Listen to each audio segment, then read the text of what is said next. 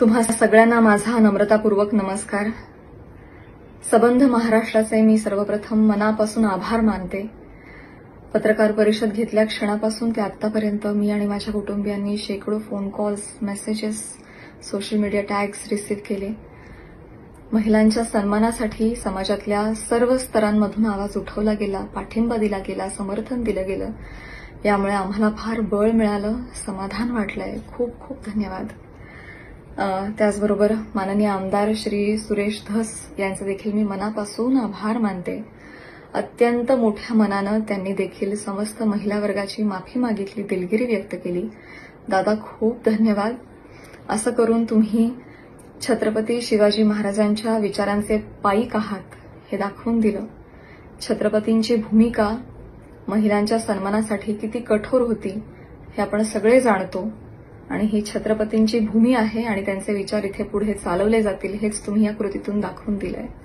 धन्यवाद। याचबरोबर मी महाराष्ट्राचे मुख्यमंत्री माननीय श्री देवेंद्रजी फडणवीस यांचे देखील मनापासून आभार मानते। त्यांनी आज जातीनं लक्ष घातलं आणि अत्यंत निगुतीनं, संवेदनशीलतेनं हा विषय पुढे नेला, मार्गी लावला। मनापासून धन्यवाद। त्याचबरोबर महाराष्ट्र महिला आयोग आणि आयोगाच्या अध्यक्षा माननीय रुपालीताई चाकणकर यांचे देखील मनापासून आभार। त्यांनी देखील त्वरित यावर कारवाई केली। माध्यमांचेही मनापासून आभार की त्यांनी हा विषय हाताळताना संवेदनशीलता दाखवली। खूप खूप धन्यवाद। गेल्या 2 दिवसांपासून आणखी 2 मुद्दे फार चर्चिले गेले, मी त्याबद्दलही या निमित्तानं बोलू इच्छिते। मी पत्रकार परिषदेतही म्हटलं होतं की धस साहेब बोलले त्यामुळे आज मला पत्रकार परिषद घ्यावी लागली। ते नसते बोलले तर आज मी तुमच्या समोर नसते। त्यामुळे कुठलेही आंदोलन, कुठलाही मोर्चा, कुठलीही मोहीम त्याला डिस्ट्रॅक्ट करण्याचा माझा हेतू नव्हता। माझ्या मार्फत कोणा दुसऱ्याचाही हा हेतू नव्हता हे इथे मी नमूद करू इच्छिते, जाहीर करू इच्छिते, क्लिअर करू इच्छिते। आणि खरोखरीच धस सर बोलले नसते तर आज मला हे सगळं करायची काही गरजच पडली नसती।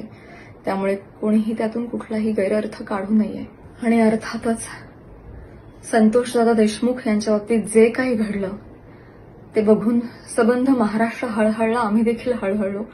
ती देखील घटना अतिशय निंदनीय आहे आणि त्यांच्या कुटुंबियांबरोबर आमच्या सहवेदना आहेतच आणि गुन्हेगारांवर कठोरातली कठोर कारवाई लवकरात लवकर झालीच पाहिजे याच मताची मी देखील आहे आणि मला खात्री आहे सबंध महाराष्ट्राचं हेच मत आहे। फक्त आम्ही समाज माध्यमांवर व्यक्त होत नाही याचं कारण पुन्हा तेच की आम्ही व्यक्त झालो की आमच्यावर टोळधाड पडते, ट्रोलिंग केलं जातं आणि अतिशय अनफॉर्च्युनेटली त्या ट्रोलिंगच्या देखील बातम्या केल्या जातात आणि आम्हा कलाकारांचं जे काम आहे ते सगळं सामाजिक प्रतिमेशी निगडीत आहे। त्यामुळे आम्हाला मर्यादा येतात। कलाकारांनी वैतागून हतबल होऊन समाज माध्यमांवर अशा गोष्टींबाबत व्यक्त होणं बंद केलंय।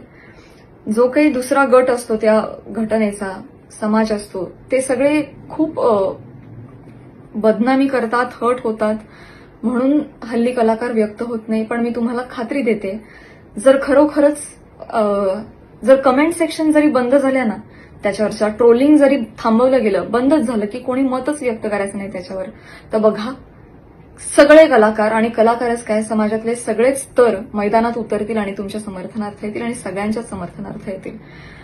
फक्त आता सोशल मीडिया आणि युट्यूब चॅनल्स हे मोकाट सुटलेत, त्यांना कुठल्याही नियमाअंतर्गत बसवता येत नाही। अभिव्यक्ती स्वातंत्र्याच्या नावाखाली मोकाट आहेत ते। अर्थात मी मुख्यमंत्री साहेबांकडे ही देखील विनंती केलेली आहे की याच्यात काहीतरी नियमावली असावी। ते देखील मला म्हणाले की केंद्र सरकारपासून सगळेजण याबाबत विचार करतायत आणि काहीतरी मार्ग काढायचा प्रयत्न करतायत। कुठल्या तरी ज्युरिस्डिक्शन अंडर त्यांना त्यांच्यावर कारवाई करता येईल असा प्रयत्न आहे आणि मला खात्री वाटते की माननीय मुख्यमंत्री साहेब या हत्या प्रकरणातील सगळ्या गुन्हेगारांवर कारवाई करतीलच आणि याही बाबतीत कठोर नियम आणतीलच, मला ही खात्री आहे। एवढ्या सगळ्या बाबींमधून मी फक्त एवढंच तुम्हाला सांगू इच्छिते की आमच्याही काही अडचणी आहेत, रिस्ट्रिक्शन्स आहेत हे तुम्ही समजून घ्या आणि आमच्या हेतूवर अजिबात किंतु परंतु प्रश्न उपस्थित करू नका असं नाहीये. कलाकार माणसं ही जास्ती संवेदनशील माणसं असतात, त्यामुळे आम्ही सगळेजण तुमच्या पाठीशी आहोतच. आणि जाता जाता आज मी इथे हेही नमूद करू इच्छिते की आमदार साहेबांनी माफी मागितल्यामुळे आता मी त्यांच्यावर कोणतीही कायदेशीर कारवाई करणार नाहीये, मी करू इच्छित नाही. आणि आज या संपूर्ण प्रकरणावर माझ्याकडूनही मी पडदा टाकतेय.